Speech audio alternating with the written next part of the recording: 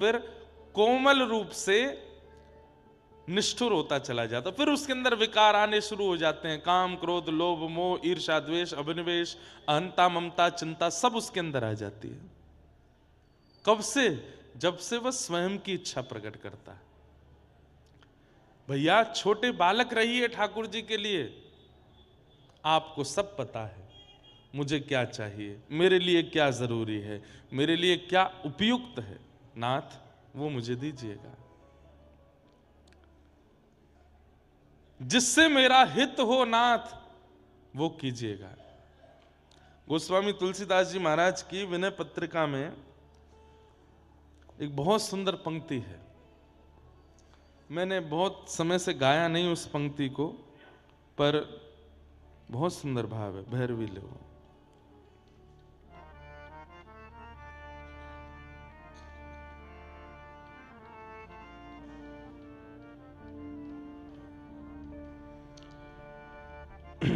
ऐसो कोदार जग माही, ऐसो कोदार जग माही, ऐसो कोदार जग माही, ऐसो कोदार। भैया ये हॉल है, नेक थोड़ा कम कर दो, बहुत गूंज रही है आवाज। कोदार जग माही, ऐसो कोदार जग माही। ठाकुर जी से ज्यादा उदार कौन होगा? बिन सेवा जो द्रवे दीन पर, बिन सेवा जो द्रवे दीन पर, राम सरिस को नाही, राम सरस को नाही, ऐसो कोदार जग माही, ऐसो कोदार। भैया एक बालक के पास में बहुत सारे खिलौने होते हैं, पर वो उन्हीं खिलौनों को ज्यादा स्नेह देता है जो खिलौने उसको सुख देते हों। पर जो खिलौना उस बालक को सुख नहीं देता, जो खिलौना उस बालक को ज्यादा अच्छा नहीं लगता, वो बालक उस खिलौने को फेंक देता। हम सब वो खिलौने हैं, हमने कभी राघव जी को सुख नहीं दिया, हमने कभी उनको प्रसन्न करने का प्रयास नहीं किया, बल्कि जिन जिन व्यवहारों से उनको बुरा लगता है वो सब हम करते हैं, वो सब हम करते हैं जिससे राघव जी को बहुत बुरा लगता है, वो सब हमारे अंदर हैं। लेकिन फिर भी हम जीवित हैं, हम चल रहे हैं, फिर रहे हैं, खा रहे हैं, पी रहे हैं, सो रहे हैं, और ये सब तो एक सामान्य बात है। पर इन सब के बीच में नैमिषारण्य आ रहे हैं, कथा सुनने का अवसर मिल रहा है, वृंदावन जाने का अवसर मिल रहा है, बरसाना जाने का अवसर मिल रहा है, कीर्तन सुनने का अवसर मिल रहा है। इसका मतलब क्या है? हम उनके योग के खिलौने नहीं है, लेकिन फिर भी वो कितने उदार हैं, हम पर कृपा कर रहे हैं। हमने कुछ ऐसा नहीं किया जिससे उनको प्रसन्नता होती हो, लेकिन फिर भी वो हम पर अनुग्रह कर रहे हैं। ऐसो कोदार जग माही, ऐसो कोदार जग माही। जो गति जोग विराग जतन करी, जो गति योग जो गति जोग विराग यतन करी, जो गति योग विराग करी कहीं पावत नाही, करी कहीं पावत नाही। हे सो गति देत गीत सबरी कहीं, सो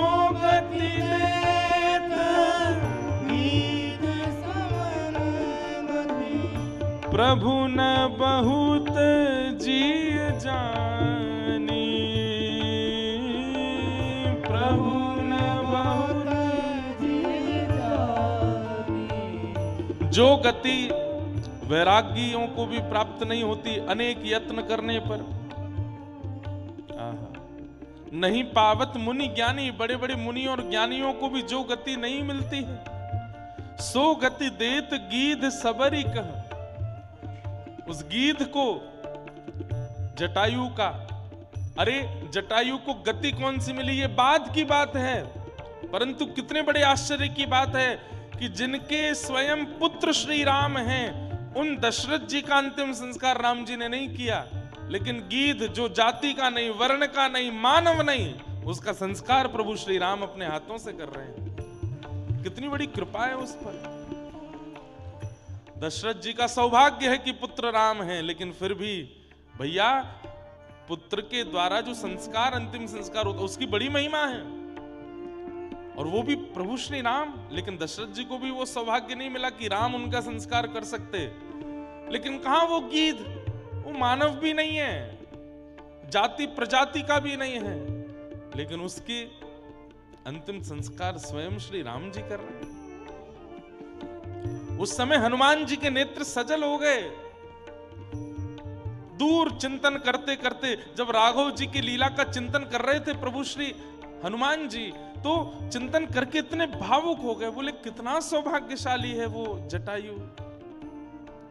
प्रभु श्री राम उसकी रक्षा कर रहे हैं, प्रभु श्री राम उसकी संस्कार कर रहे हैं, कितना बड़ा सौभाग्यशाली। वो सबरी, कहते हैं सबरी जी जिस वन में रहती थी, उस वन के सरोवर का जल लेने जाती थी। कुछ समय बाद वो सरोवर का जल सूख गया, तो उस वन में रहने वाले संतों ने सबरी को कोसा, बोले तेरे स्पर्श से ये सरोवर सूख गया, तू इतनी अभागनी है कि तेरे स्पर्श से ये सरोवर सूख गया, अब हम क्या पिएंगे, क्या खाएंगे। अरे तू कहीं और चली क्यों नहीं जाती, क्यों छोड़ के नहीं निकल जाती यहां से। सबरी बोली मैं चली जाती आपकी आज्ञा मान के, पर मेरे गुरुदेव कह करके गए हैं कि प्रभु श्री राम इस कुटिया में आएंगे, जब तक वे नहीं आ जाते तब तक बस रहने का अवसर दे दो। सबरी के लिए एक एक दिन भारी पड़ रहा है, क्योंकि उस वन प्रदेश के संत जन रोज सुनाते हैं सबरी को कि तू निकल जाए यहां से, तेरे कारण हमारा भजन भंग हो रहा है, तेरे कारण सरोवर सूख रहे हैं, तेरे कारण ऐसा होता है, ऐसा होता है।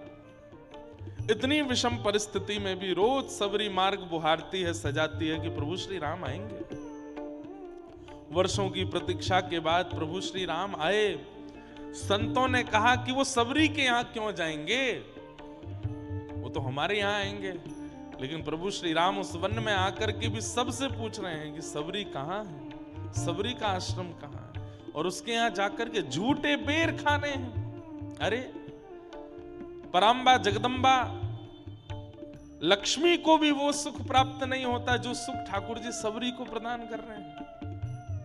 इसलिए हम तो गाएंगे गोस्वामी तुलसीदास जी के साथ, ऐसो को उदार जग माही, ऐसो को उदार जग माही, ऐसो को उदार जग माही, ऐसो को उदार जग माही। तुलसीदास सब भांति सकल, तुलसीदास सब भांति सकल सुख, तुलसीदास सब भांति सकल सुख, जो चहसी मन मेरो, जो चहसी मन मेरो।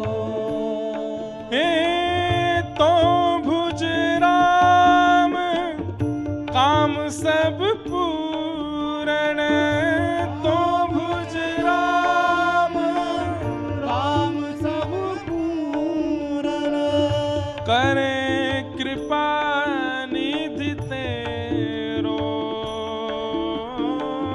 करे कृपा निधि तेरो।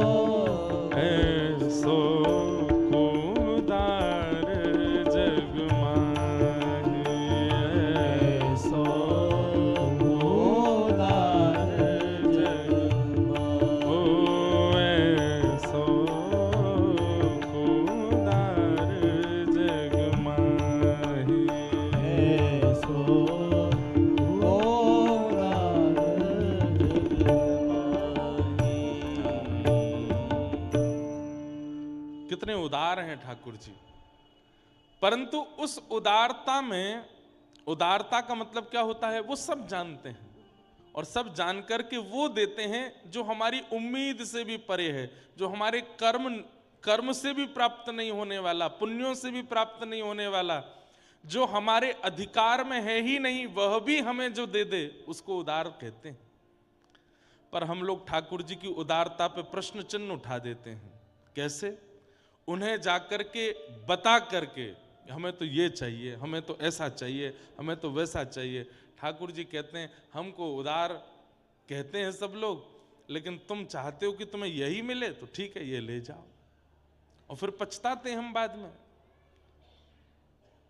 जिस वस्तु को हमने ठाकुर जी से बड़ी याचनाएं मिन्नतें करके मांगा, याद रखिएगा, लिख लीजिएगा कहीं पर, अनेक व्रत अनुष्ठान करके, खूब भाग दौड़ करके, हाथों पर कपूर जला जला करके, नंगे पांव चल चल करके, पैरों में छाले कर करके हमने देवताओं से या भगवान से जिस किसी भी संसारी वस्तु की याचना की है, वो वस्तु मिल तो जाएगी पर वो बहुत सुख नहीं दे पाएगी आपको, क्योंकि वो आपने अपनी इच्छा से प्राप्त की है।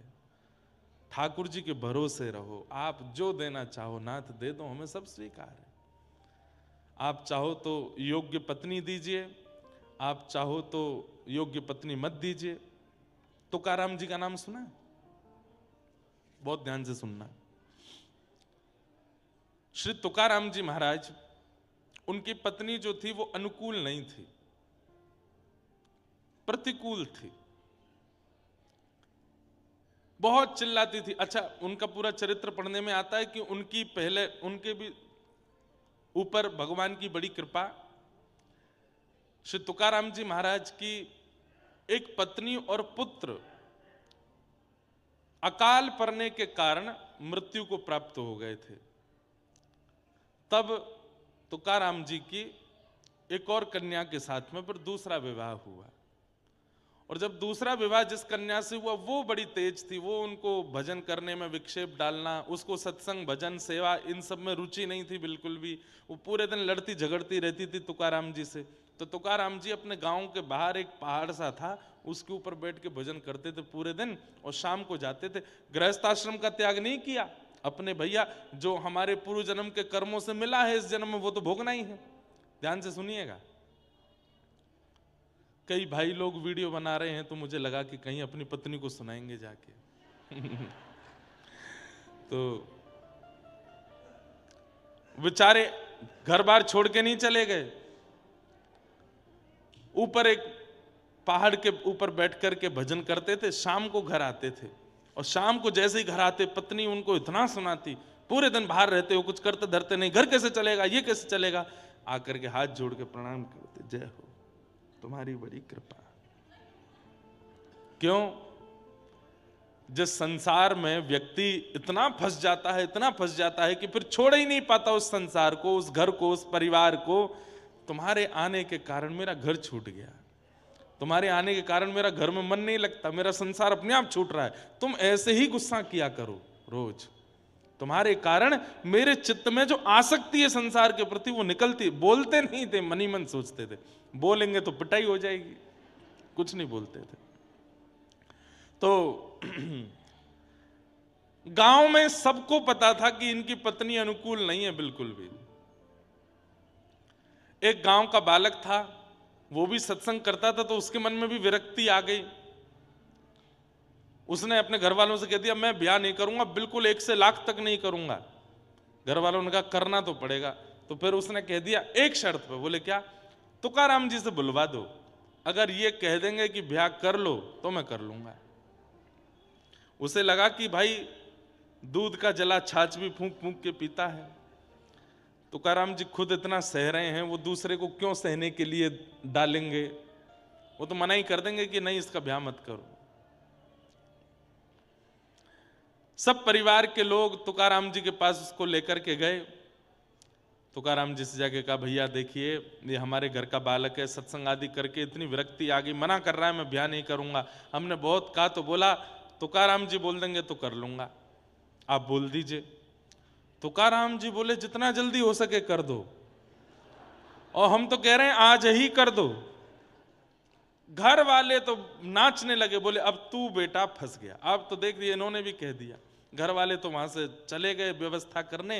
वो एकांत में जब रह गया तो रोते रोते बोला, नाथ जब आप स्वयं इतना सह रहे हैं, आपका खुद का वैवाहिक जीवन इतना बड़ा जो है खतरनाक रूप ले चुका है, आपको मना करना चाहिए था, ये तो बहुत बड़ा अपराध किया आपने। जब आप जानते हैं कि ये सब कुछ होना निश्चित है मेरे साथ भी, तब आपने क्यों कह दिया मेरे घर वालों से कि ब्याह कर लो? कहीं मेरी पत्नी आपकी पत्नी की तरह आ गई तो? तुकाराम जी ने इतना सुंदर उत्तर दिया। तुकाराम जी बोले, देखो अनुकूल पत्नी आ गई तो कहने ही क्या, जैसे तुम चाहते हो वैसी पत्नी आ गई तो दोनों मिलकर भजन करना। और कहीं प्रतिकूल पत्नी आ गई तो एक गांव में दो तुकाराम हो जाएंगे, मैं भी हूं तू भी है।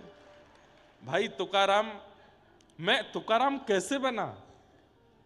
आज छत्रपति शिवाजी महाराज तुकाराम जी का प्रवचन सुनने आते थे। सोचिए, अगर आसपास के क्षेत्र में छत्रपति शिवाजी होते थे तो उनको पता चल जाता कि तुकाराम जी यहीं हैं, तो जाते थे, जाकर के उनका कीर्तन सुनते, प्रवचन सुनते थे। बोले आज इतने हजारों की तादाद में लोग कथा सुनने आते हैं, और कहां तक कहें पंढरपुर में तुकाराम जी का नाम लेने मात्र से श्री पंडरीनाथ भगवान चलित जैसे हो जाते हैं। ये तुकाराम निर्माण किससे हुआ? जीवन में एक विपरीत पत्नी होने की वजह से। भैया देखो, ऐसा आवश्यक नहीं है कि हमारे जीवन में केवल अनुकूलता अनुकूलता रहेगी तो ही सब कुछ अच्छा रहेगा ना। प्रतिकूलता बहुत कुछ सिखाती है, अनुकूलता सिखाती नहीं है। अनुकूलता आपको सुख देती है, लेकिन आपका निर्माण तो प्रतिकूल अवस्था ही करती है। इसलिए प्रतिकूलताओं का सम्मान किया कीजिए। प्रतिकूलताओं को आ जाएं जीवन में तो थोड़ा धैर्य धारण कीजिए। वो कुछ सिखाने के लिए आई है, आपको अच्छा मानव बनाने के लिए आई है। लेकिन हम चाहते हैं कि प्रतिकूलता जीवन में ना आवे, और उसी के लिए मंदिरों में मैं जाकर के देखता हूं, हनुमान जी के आगे इतने नारियल बंधे होते हैं, इतने सारे कपड़े बंधे होते हैं, इतने सारे धागे बंधे होते हैं। उन सब के पीछे क्या है? व्यक्ति ने प्रतिकूलताओं से भागने के लिए ही तो वो सब चीज बांध रखी है। नहीं, ठाकुर जी बड़े उदार हैं। एक बार बस जाकर के कह दो, अब नाथ मेरी कोई इच्छा ही नहीं है, जीवन में जो आएगा सब आपका प्रसाद है, आप जैसे चाहो मेरे जीवन को अब आप संभालिए। उस दिन के बाद अगले ही क्षण से आप देखना कितना आनंद लगेगा आपको। अरे महाराज चलते चलते मोच भी आ जाएगी ना, तो वाह राम जी अच्छा मोच दे रहे हो, शायद इस मोच से कुछ भला करना होगा इसीलिए दे रहे हो। हर स्थिति आपको अच्छी लगने लगेगी, आनंद लगने लगेगी। भक्ति के पथ पर चलने वाले व्यक्ति को इस भाव का तो स्वीकारीकरण करना चाहिए कि जीवन में जैसी जो स्थिति आ जाए सब ठाकुर जी की कृपा है। तो चार थे स्वविज्ञ स्वराट, वो अविज्ञ हैं, अनविज्ञ नहीं है, सब जानते हैं। आप बताइए मत जाकर के उनको सब पता है। आप तो बस जाके प्रणाम करो, नाथ सब जानते हैं आप। और ये भी मत कहो सब जानते हैं आप, बल्कि ठाकुर जी को प्रणाम करके यूं कहो, ठाकुर जी इस संसार में मुझसे ज्यादा सुखी कोई नहीं है, मैं बहुत प्रसन्न हूं। ठाकुर जी तुरंत समझ जाएंगे अबई अबई गिरता हुआ आया है, चोट लगी है, इतना सब कुछ सह करके आया, लेकिन मेरे आगे आके क्या कह रहा है, मैं बहुत प्रसन्न हूं। तो ठाकुर जी के अंदर और दया आ जाती है आपके लिए। ठाकुर जी फिर बिगड़ी हुई स्थितियों को संभाल देते हैं। बोले देखो इतना दुखी है फिर भी कह रहा है कि मैं बहुत प्रसन्न हूं। ये प्रेम का स्वभाव है कि प्रेमी के सामने जाकर के उसका प्रेमी, जैसे मां वो बुखार में थी, लेकिन पता चला कि बेटा लखनऊ गया है, कोई बहुत बड़े कार्य को संपादित करने गया है, तो घर में सबको बोल देती उसको मत बताना मैं बुखार में हूं, उसको मत बताना मुझे ये पीड़ा है, उसको नहीं बताना, वो बेचारा वहां गया चिंता करेगा। माँ बोल भी नहीं पा रही, लेकिन देखती है बेटे का फोन आया तो उठा, हाँ मैं ठीक हूं, हाँ बहुत बढ़िया, सब अच्छा आनंद में, ये खाया ये पिया ये सब किया। क्यों? क्योंकि उसका प्रेम ऐसा है, वो बताना नहीं चाहती अपने पुत्र को कि मैं कष्ट में हूं, मैं पीड़ा में हूं, वो चिंता करेगा। हमको ये बात कभी ठाकुर जी के लिए क्यों नहीं लगती कि हम अपना कष्ट बताएंगे तो उनको चिंता हो जाएगी? क्यों बता रहे हैं? नहीं बताना। नाथ हम बहुत प्रसन्न हैं, खूब आनंद में। अरे हम तो कहते हैं ठाकुर जी के आगे जाके 2-4 बार उछल लिया करो, थोड़ा नाच के दिखाया करो, देखो मुझसे ज्यादा प्रसन्न कोई नहीं है, मैं बहुत खुश हूं नाथ। ठाकुर जी आनंदित हो जाते हैं, ठाकुर जी के नेत्र सजल हो जाते हैं, देखो कितने कष्ट में हैं लेकिन नाच रहा है मेरे आगे। सूरदास जी नेत्र नहीं है लेकिन हर दिन हंसते हुए जाते हैं और ठाकुर जी के आगे जाकर के बड़े नाच करके, नाथ मुझसे ज्यादा सुखी कोई नहीं संसार में, मुझसे ज्यादा प्रसन्न कोई नहीं संसार में। तो ठाकुर जी स्वयं तो कभी कभी नहीं बोलते थे, पर किसी के द्वारा अपने मन की बात ठाकुर जी सूरदास जी से बुलवाते, उत्तर देखूं क्या बोलेगा। तो किसी ने जाके बोल दिया, सूरदास जी तुम्हारे नेत्र नहीं, भगवान ने तुमको नेत्र नहीं दिए, फिर भी तुम ठाकुर जी के आगे आकर के कहते हो तुम बहुत प्रसन्न हो। अरे भैया कैसी बात कर रहे हो तुम, ठाकुर जी ने मुझे नेत्र ना देकर के बहुत बड़ी कृपा की है। बोले क्यों? बोले भैया अगर सामने गड्ढा आ जाए तो नेत्र वाले की जिम्मेवारी बन जाती कि गड्ढा देख के संभल के चले, पर मेरे तो नेत्र ही नहीं है, क्योंकि मेरी जिम्मेवारी मुझ पे नहीं ठाकुर जी ने ले रखी है कि तो मैं बचाऊंगा। आप अगर कोई अपराध करते हैं तो आप पर ठाकुर जी उंगली उठा सकते हैं, तेरे पास हाथ थे, पैर थे, आंख थी, बुद्धि थी, सब कुछ था, फिर भी तूने अपराध किया। अरे भाई कोई अपराध करने वाला व्यक्ति कह दे मुझ पर तो ये था ही नहीं, मेरे पास तो ये सामग्री नहीं थी इसलिए मुझसे हो गया, तब ठाकुर जी मान लेते, हाँ भाई तेरे पास तो था ही नहीं, तुझसे हो गया, तो उसमें क्या कहें।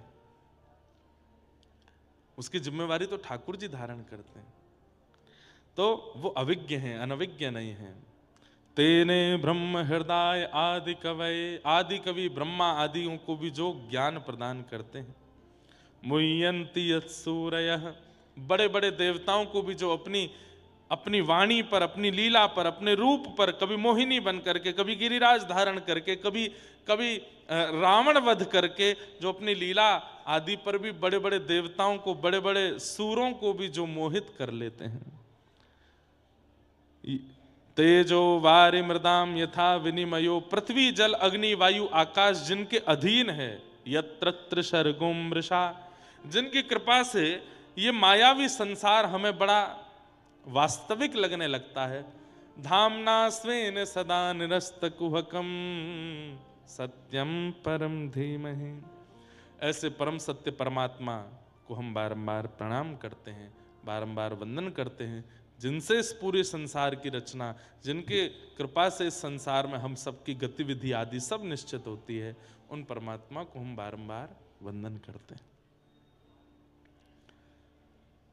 धर्म प्रोजित कैतवोत्र परमो निर्मत्सराणां सतां, वैद्यं वास्तवमत्र वस्तु शिवदं तापत्रयोन्मूलनम्। श्रीमद्भागवते महामुनिकृते किंबा परैरीश्वर, सद्यो हृद्यवरुध्यते त्रिकृतभिः शुश्रूषुभिस्तत्क्षणात्। बहुत ध्यान से सुनिएगा, आप लोग श्रोता तो बढ़िया हो, ध्यान से सुनते हो, अच्छे हो। या फिर ऐसा कह लो कि यहाँ इस सभागृह का स्वरूप ऐसा है कि हमें सब दिख रहे हैं, नहीं तो हम जिन पंडालों में करते हमें दिखता ही नहीं है कोई भी, एक आध दो लोगों के अलावा दिखते नहीं, पर आप लोगों के मुखमंडल इतने प्रसन्न चित्त और इतने आनंद में हैं, अच्छा आनंद लग रहा है। और वातावरण भी इतना बढ़िया है नैमिषारण्य का, और जगह तो गर्मियाँ आ गई, यहाँ अभी भी सर्दी है, यहाँ अभी भी ठंडी ठंडी सौंधी हवा चल रही है, शांति है, चारों तरफ से कोई ज़्यादा शोरगुल हल्ला कुछ भी नहीं है। तो ये ऐसा वातावरण, मतलब कथा के लिए जैसा वातावरण होना चाहिए वैसा यहाँ है। शाम को जाइए, अब आज तो भीड़ होगी, कल मैं गया था, श्री नदी के तट पर जाकर के दशाश्वमेध यज्ञ घाट पर या कहीं भी जाके बैठो, ऐसा लगता है कि बस कोई मिले ना, कोई आवे ना, थोड़ी देर यहाँ भजन करें, इतना आनंद लगता है। और नैमिषारण्य के घाटों के सामने वाले घाट बिल्कुल हरे भरे, उनमें वृक्ष लगे हैं, बिल्कुल शांति, दूर दूर तक एक भी व्यक्ति नहीं। कितना सुंदर चिंतन यहां बन सकता है अगर कोई बनाना चाहे तो। मुझे तो बहुत आनंद आ रहा है यहाँ पे, बहुत अच्छा लगा आकर के। अभी 2 दिन तो भीड़ है आज और कल, फिर भी एकांत मिल ही जाएगा, कहीं ढूंढ के बैठ जाओ। पर हम बार बार आपको संकेत करते हैं, बस ध्यान से बैठना। वन्य प्रदेश है, यहीं से मुक्तिनाथ नहीं जाना सीधे। तो एक बार बद्रीनाथ में कथा थी पूज्य पिताजी महाराज की। तो पूज्य पिताजी महाराज कथा में बोले कि भाई बद्रीनाथ में गंगा जी में स्नान का विधान नहीं है। पिताजी ने कहा यहां तो दर्शन मात्र से गंगा जी के स्नान का फल मिल जाता है। तो 2 बूढ़ी माता जी कथा सुनी, उन्होंने सोचा दर्शन मात्र से स्नान का फल मिलता है तो स्नान से क्या मिलता होगा। वो इस भावना से बेचारी दोनों बूढ़ी माता चली गई। जैसे ही उन्होंने गोता लगाया, बद्रीनाथ में गंगा जी का गोता, मां तो उंगली डाल दो तो उंगली गायब सी हो जाती है, शून्य पड़ जाती है, खून जम जाता है, इतना ठंडा। दोनों माताओं ने गोते लगाए, फिर तो जो हुआ वो आप अनुमान लगाओ क्या हुआ होगा।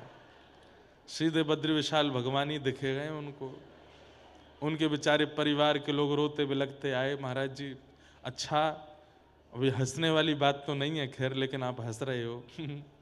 मैं भी हंस रहा हूं। उनका शरीर भी नहीं मिला। वहां तो गंगा जी को ठहरती हैं, वहां तो गंगा जी का, अगर आप बद्रीनाथ में रात में सुनेंगे तो 1-2 बजे आप किलोमीटरों दूर होटल में भी रुके होंगे तो गंगा जी की आवाज आती है। इतनी तीव्र गति से, वेग से गंगा जी बहती हैं। तो इसलिए कथाओं में, तीर्थों में कई बार व्यासों को बड़ी सावधानी से बातें बोलनी पड़ती हैं, ताकि श्रोता कहीं जाके आधी बात सुन करके कुछ ना कर ले। इसलिए वन्य प्रदेश है, थोड़ा ध्यान से जाना, एकांत में जाओ भी तो। धर्म प्रयोजित कई तवोत्र परमो निर्मत सराणाम, बहुत ध्यान से सुनना।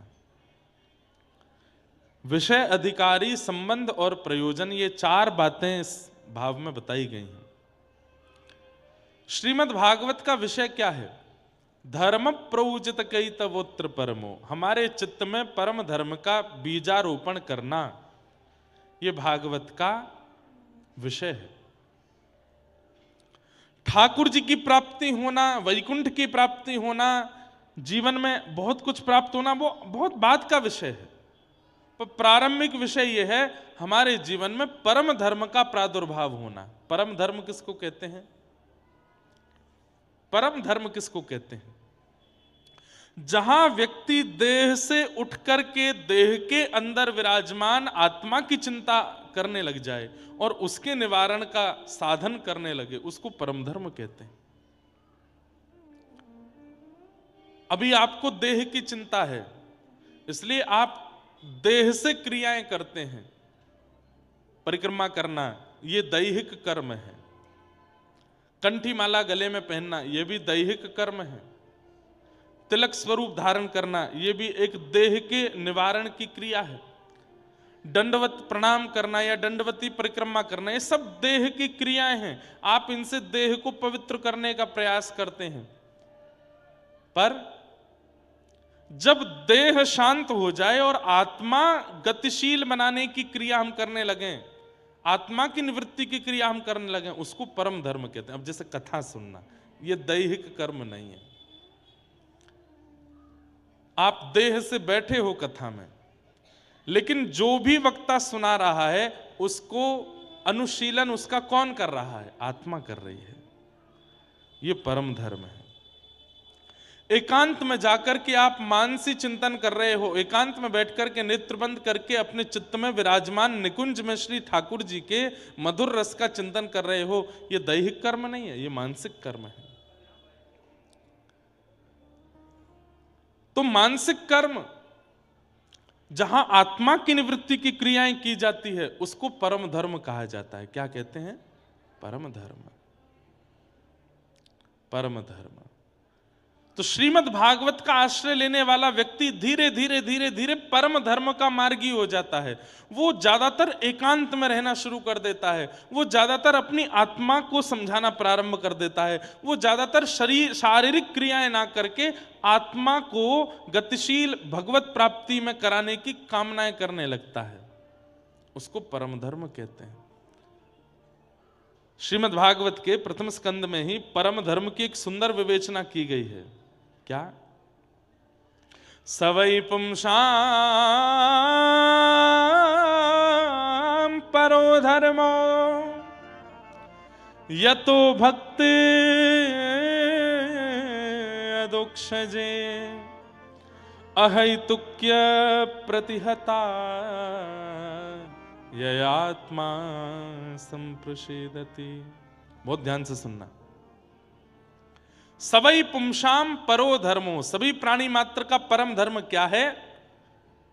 यतो भक्तिर अदोक्षजे, अदोक्षज भगवान श्री कृष्ण की प्रेम लक्षणा भक्ति करना। प्रेम लक्षणा भक्ति किसको कहते हैं? जो मीराबाई करती हैं। प्रेम लक्षणा भक्ति किसको कहते हैं? जो सूरदास करते हैं। प्रेम लक्षणा भक्ति किसको कहते हैं? जो महादेव करते हैं, ठाकुर जी की। प्रेम लक्षणा भक्ति किसको कहते हैं? यथा ब्रज गोपिका नाम, जो ब्रज की गोपियां करती हैं। प्रेम लक्षणा भक्ति किसको कहते हैं? जो करमेती बाई, सक्कू बाई, जनाबाई करती हैं ठाकुर जी के लिए। समझ में आई बात? भगवान को भगवान मान करके आराधन करना यह धर्म है, पर भगवान को कोई अपना संबंधी मान करके उनकी आराधना करना यह परम धर्म है। ठाकुर जी के प्रति प्रेम भाव करके उनकी आराधना करना यह परम धर्म है। हमारे व्रज के एक महात्मा थे, बहुत ध्यान से सुनना सब लोग, इधर देखो, इधर देखो, बहुत ऊंची बात बताने जा रहे हैं। हमारे ब्रज के एक महात्मा थे। कुछ ब्रजवासियों ने जाकर के उन महात्मा जी को प्रणाम किया। महात्मा जी बोले, कहो भैया कैसे आए? बोले, बाबा तुम तो एक बड़ी गूढ़ बात करनी है। ब्रजभाषा समझेंगे आप लोग? तो बाबा तुम तो एक बड़ी गूढ़ बात करनी है। बाबा बोले, बताओ भैया कहाँ गूढ़ बात है? बोले, यूं बताओ, जे प्रेम लक्षणा भक्ति कैसे प्राप्त होएगी, या के बारे में हमें बताओ। प्रेम लक्षणा भक्ति कैसे प्राप्त होएगी? तो महात्मा जी मुस्कुराए, नेत्र बंद करके बोले भैया जे प्रेम लक्षणा भक्ति कहा है? बोले, खुजली को रोग है। कहा है? ऊंची बात है, ध्यान से सुनना। कई बार संत जन, महात्मा जन क्या बोल जाते हैं, हम उनकी बात की गंभीरता को पहचान नहीं पाते। बोले, भैया जे प्रेम लक्षणा भक्ति जो है कहा है, जे खुजली को रोग है। तो सब ब्रजवासी जन बोलने लगे, बोले बाबा हम तुमसे बात पूछ भी आए हैं कछु, आप हमसे मजाक कर रहे हो। बाबा बोले, मैं मजाक ना कर रहा हूं, मैं बहुत धैर्य चित्त से बोल रहा हूं और ये वास्तविकता में बोल रहा हूं।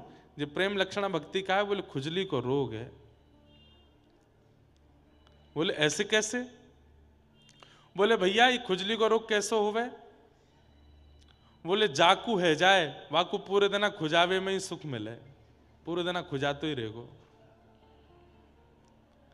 प्रेम लक्षणा भक्ति को मतलब कहा है? बोले पूरे दिन केवल और केवल और कुछ भाएगा ही नहीं। कृष्ण मन, कृष्ण धन, कृष्ण ही हमारो तन, आठों याम ऊधों में कृष्ण ही सो काम है। यादो हने बहनने मथनो पलेप, प्रेंखें खनार भरुदितो क्षणमार जनादऊ। पूरे दिन गोपियां केवल कृष्ण को ही याद करती रहती हैं, उन पर कोई काम नहीं है। उठते बैठते, चलते फिरते, सोते खाते पीते, हर स्थिति में केवल कृष्ण है, कृष्ण है, कृष्ण है। दूसरी बात, ये खुजली को रोग कैसो है? बोले भैया जाको खुजली को रोग है जाना, बात दूरी बनाए के रखी हो। क्यों? अगर छुप गए तो तुमको भी है जाएगा। प्रेम लक्षणा भक्ति कैसी है? ये प्रवचन से नहीं आएगी, ये सुनावे से नहीं आवेगी, ये सुनवे से नहीं आवेगी। तो बोले जाकू प्रेम लक्षण रोग लगो हो, वाक्य संस्पर्श से आवेगी, वाक्य संपर्क से आवेगी। ये इतनी आसान नहीं है। सोचो महापुरुष क्या शब्द बोलते हैं और कैसे उसका संकेत कर देते हैं। अब कितने बड़े प्रश्न को, कितने गंभीर प्रश्न को कितनी आसानी से समझा दिया। जाकू प्रेम रोग लगो होगो, ठाकुर जी की प्रेम लक्षणा भक्ति लगी होगी, वाक्य संपर्क में जावे से प्रेम आवेगो। तो फिर ब्रजवासी, उनके तो नेत्र सजल हो गए, अरे बाबा आपने कैसी अच्छी बात कही। तब दूसरा ब्रजवासी बोलो, लेकिन बाबा कृष्ण प्रेम कोई महापुरुष को लगो है, ये हमको कैसे पता चले। इस भयावह कलयुग में जहां पाखंड का इतना पारावार हो चुका है, लोग बाग केवल अपने प्रचार के लिए प्रेम लक्षणा भक्ति का दिखावा कर देते हैं, हम कैसे पहचाने कि प्रेम लक्षणा भक्ति कोई में है कि नहीं।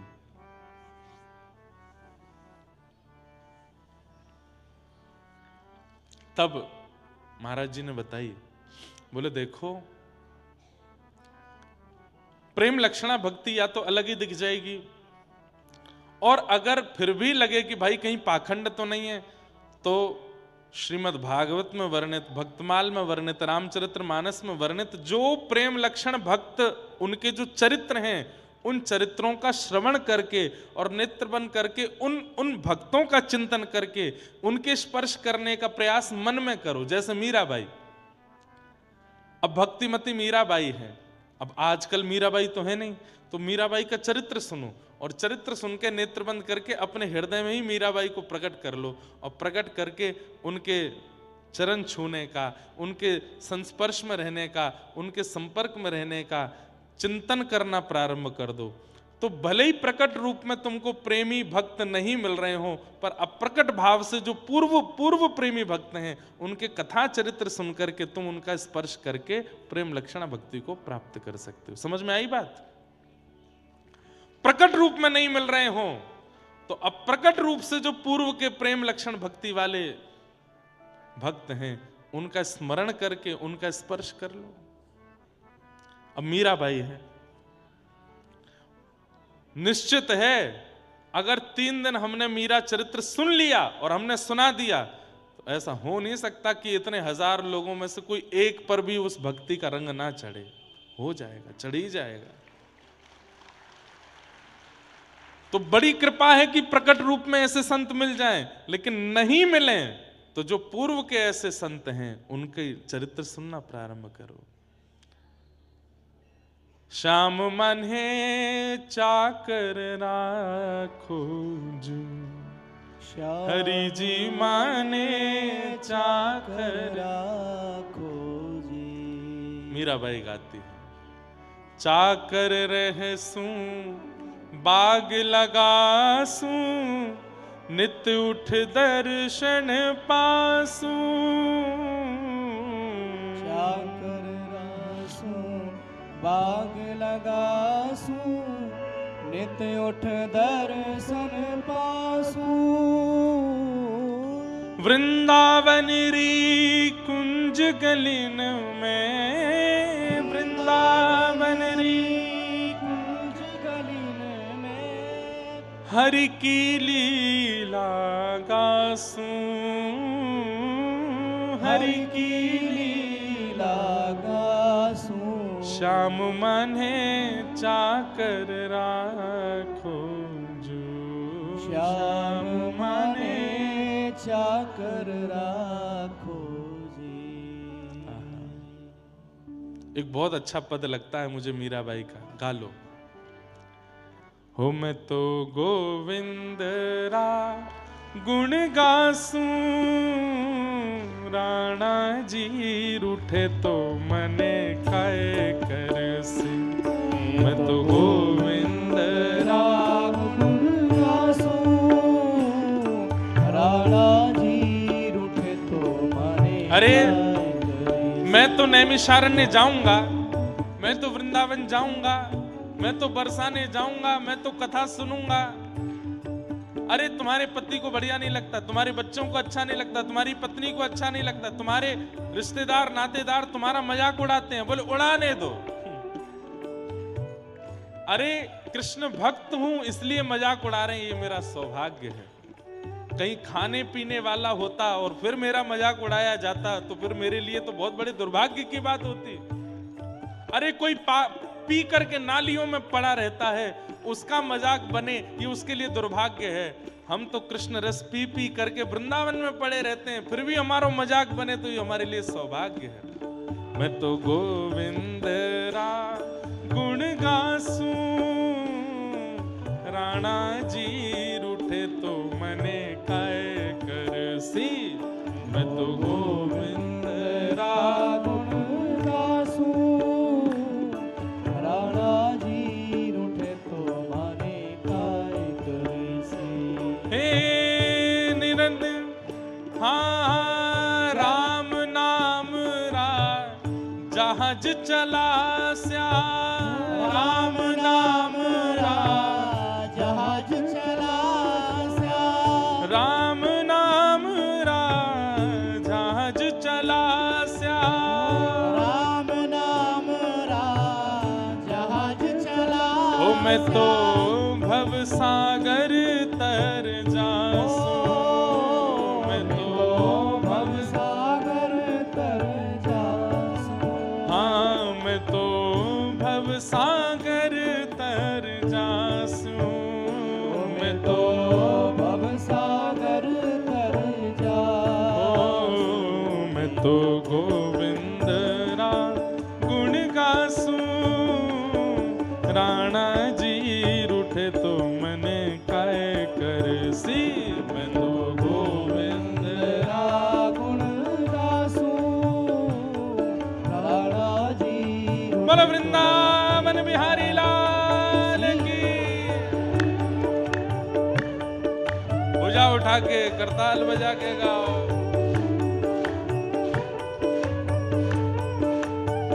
ताल में बजाओ, ताल में।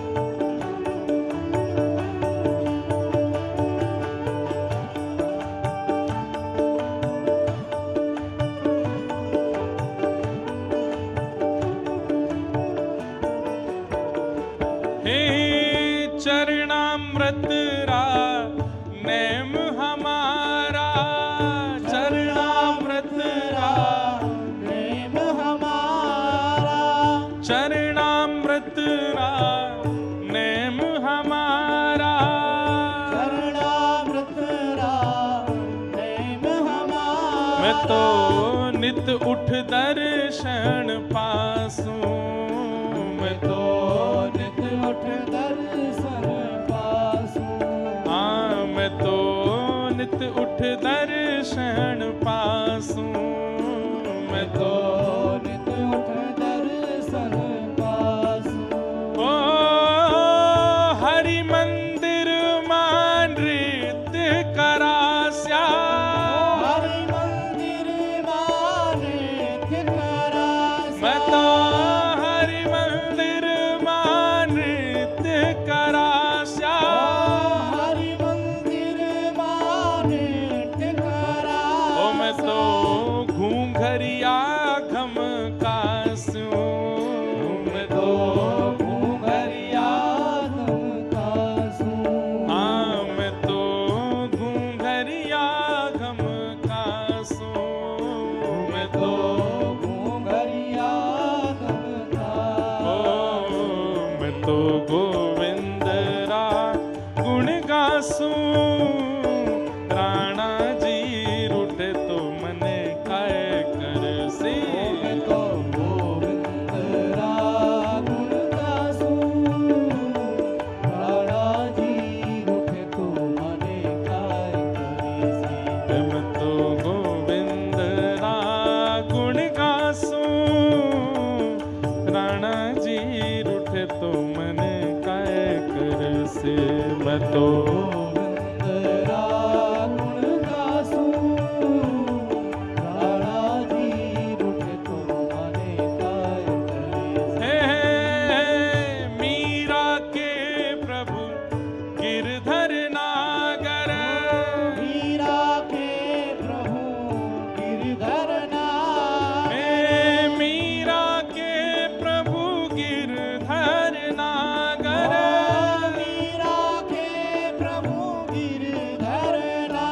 प्रभु गिरधर नागर, गिरधर हे प्रभु गिरधर नागर, गिरधर नागर, गिरधर नागर, गिरधर हे नागर, प्रभु गिरधर नागर, गिरधर हे नागर, प्रभु गिरधर नागर, गिरधर हे नागर, प्रभु गिरधर नागर, गिरधर नागर, मीरा के प्रभु गिरधर नागर, मीरा के प्रभु गिरधर नागर। ओ मैं तो निरख परख गुण गासूं, मैं तो निरख परख गुण गासूं, मैं तो निरख परख गुण गासूं, मैं तो निरख परख गुण गासूं। ओ मैं तो गोविंद रा गुण गासूं, राणा जी रूठे तो मने काए कर से, मैं तो गोविंद रा गुण गासूं, राणा जी रूठे तो माने काय करे से।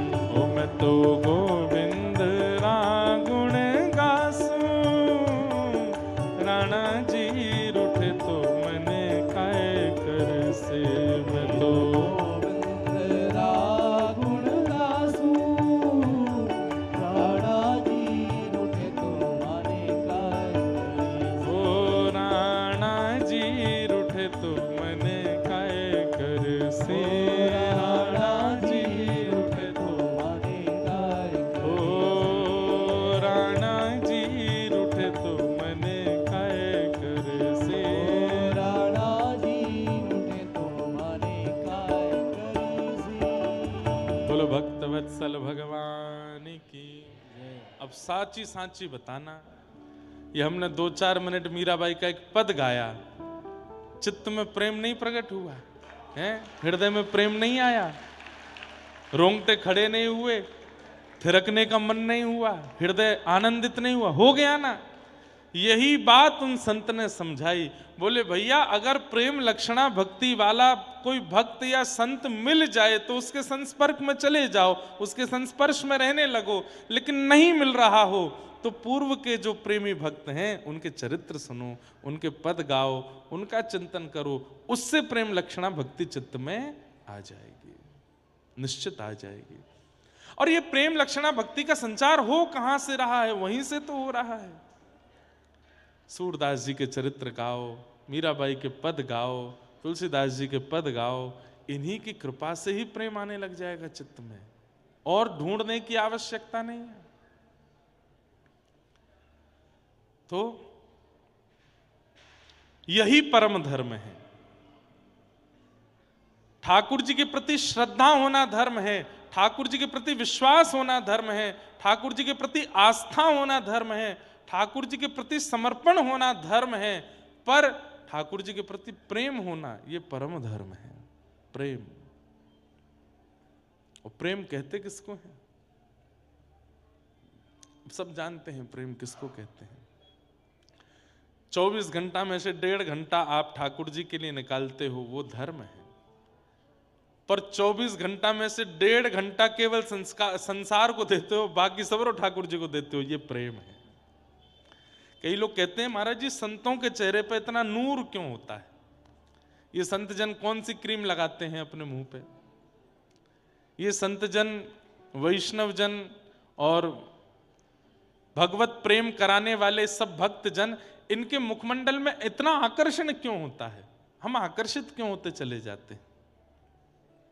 देखो एक बात सुनिए, किसी के मुखमंडल को देख करके अगर उसका चिंतन बन रहा है तो वो भक्त नहीं है, पर किसी के रूप मुखमंडल को देख करके ठाकुर जी का चिंतन बन रहा है तो समझो वो भक्त है।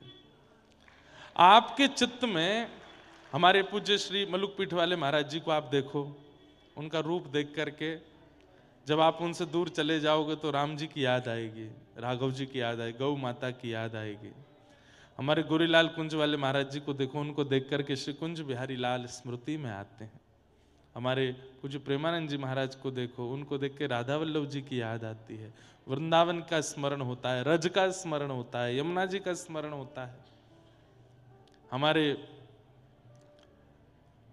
वृंदावन के अनेक ऐसे संत महापुरुष हैं, उनको देख करके ठाकुर जी की याद आती है, वो भक्त हैं।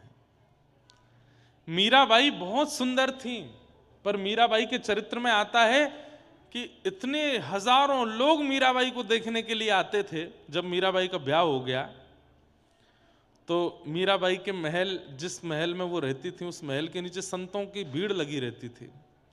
मेवाड़ में कभी संत जन आते ही नहीं थे, लेकिन मीराबाई के आने के बाद इतने संतों की भीड़ लग गई। तो भोजराज जिनसे विवाह हुआ, वो एक बार रूप बदल करके उन संतों के बीच में गए और पूछने लगे, मीरा को देख करके क्या लगता है? बहुत सुंदर है, चांद जैसा मुखड़ा है, इतनी आकर्षक लगती है, इसके नेत्र मृग जैसे हैं, इसकी नासिका ऐसी है, इसके घुंघराले केश हैं, इसके कान ऐसे हैं। मतलब रूप का वर्णन करने लगे तो पास पास बैठे हुए संत जन कह रहे, राम राम राम राम, छी छी छी, अरे क्या बोलते हो भाई, क्या बोल रहे हो? तो बोले, मीराबाई, वही तो कह रहा हूं, हम उसके नेत्र ही तो देखने आते हैं, उसकी अलकावली तो देखने आते हैं, उसकी नाकी तो देखने आते हैं, उसके रूप का गौरवर्ण ही तो देखने आते हैं। तो बाकी सब संत जन गुस्सा हो गए, तू कैसी बात करता है? मीराबाई का रूप देख करके हम उसकी सुंदरता देखने नहीं आते, तो क्यों आए हो तुम लोग? बोले, अरे बद्रीनाथ जा करके, रामेश्वरम जा करके, जगन्नाथपुरी जा करके, द्वारिकापुरी जा करके, तीर्थों में नंगे पैर भ्रमण करके भी कृष्ण इतने प्रिय नहीं लगते जितने मीराबाई के रूप को देख के लगने लगते हैं। उनका एक झलक पाते ही कृष्ण और प्रिय हो जाते हैं, और ज्यादा प्यारे लगते हैं। हम तो इसलिए मीरा को देखने आते हैं। अद्भुत है। तो धर्म प्रोजित कई तवोत्र परमो, हमारे चित्त में परम धर्म का प्रादुर्भाव भागवत की कृपा से होता है। अगर आप भक्त चरित्र ही सुनते रहोगे और श्रीमद् भागवत जी का आश्रय नहीं लोगे, तो भी कहीं ना कहीं प्रेम लक्षणा भक्ति उत्पन्न नहीं हो पाएगी। इसलिए हमारे स्वामी श्री हरिदास जी महाराज, जिनकी परंपरा इतनी कठिन है, इतनी गौड़ है कि उसमें प्रवेश करना व्रज में भी बहुत मुश्किल है। स्वामी श्री जिन्होंने श्री बिहारी जी को प्रकट किया, अभी हम वहीं से कथा करके आए, जटेरी धाम, वो स्वामी जी की परंपरा का स्थान है। उनकी प्रेम की स्थिति बड़ी विचित्र है। वे स्वामी जी की परंपरा भी आज्ञा करती है, प्रथम सुने भागवत भक्त मुख भगवत वाणी, भक्त मुख भगवत वाणी, प्रथम सुने भागवत। वहां पर भी आज्ञा दी गई है कि पहले भागवत सुनो। भागवत के बिना अगर आप रस में प्रवेश करना चाहेंगे, प्रेम में प्रवेश करना चाहेंगे, आपसे अपराध हो जाएगा। ठाकुर जी सामने आ भी गए तो भी अपराध बन जाएगा, और वो ऐसा अपराध बनेगा कि उस अपराध के कारण ठाकुर जी जन्मों तक नहीं मिलेंगे। इसलिए भागवत के आश्रय से प्रवेश करो। धर्म प्रोजित कई तवोत्र परमो, तो भागवत का विषय क्या है? हमारे चित्त में परम धर्म का प्रादुर्भाव होना। परम धर्म क्या है? कृष्ण से अहेतु की प्रेम लक्षणा भक्ति होना। तो ठाकुर जी से प्रेम लक्षणा भक्ति होना, यह भागवत का विषय। श्रीमद् भागवत का अधिकारी कौन है? तो कहते हैं निर्मत सराणाम सताम, जिसके चित्त में मात्सर्य दोष नहीं है। मात्सर्य दोष किसको कहते हैं? मात्सर्य दोष किसको कहते हैं? इधर देखो, यहां देखो। दूसरे के प्रति ईर्ष्या, किसी की अच्छाइयों को देख करके आप विचलित होते हो, वो इतना अच्छा क्यों है, वो इतना बढ़िया क्यों है, इसको मात्सर्य दोष कहते हैं। मैंने कई बार कथाओं में इस बात को कहा है, ठाकुर जी कामी को मिले हैं, क्रोधी को मिले हैं, लोभी को मिले हैं, मोही को मिले हैं, लेकिन ईर्ष्यालु को नहीं मिलते।